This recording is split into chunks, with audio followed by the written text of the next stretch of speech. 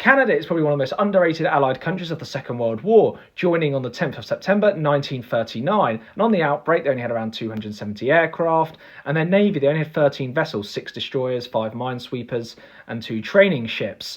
By the end of the war, they had the 4th largest air force and the 3rd largest navy in the world. The Canadians played a role in most theatres of the Second World War: North Africa, Italy, Western Europe, D-Day, Dieppe Raid, of course, the Battle of the Atlantic, and even the Battle of Britain as well. And they also took part in the Pacific as well, defending Hong Kong against the Japanese. Canada came to Britain's aid when Britain most needed Canada. For example, Canada supplied Britain with 75,000 Ross rifles and millions of rounds of ammunition. The Ross rifles weren't great, but this going to Britain meant that Canada had a shortage of weapons themselves, and they also supplied pilots during the Battle of Britain. One of the most famous operations the Canadians took part in was the Dieppe Raid, and this was an important learning lesson for D-Day. Out of the 6,500 infantry soldiers, 5,000 of them were Canadians, and they suffered a 68% casualty rate. Even though the Germans were victorious, it did help the Allies learn lessons for D-Day. Even parts of the Canadian coastline was attacked during the Second World War, and throughout the war, over 1.1 million Canadians served in the Air Force, the Navy, or the Army,